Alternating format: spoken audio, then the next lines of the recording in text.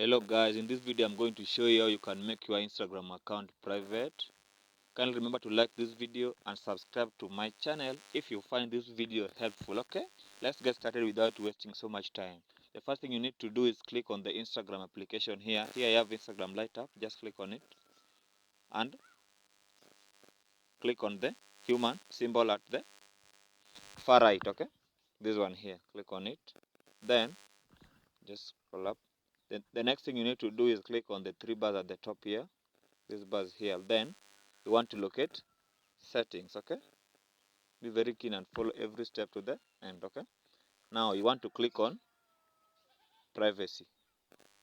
Okay, then click on account privacy, then toggle it to the right, just like this will make sure that your account is private and only people who you approve can see your photos and videos. I think this is very important if you want to stay private, so that you limit the number of people stalking you and so on and so forth. Can remember to like this video and subscribe to my channel.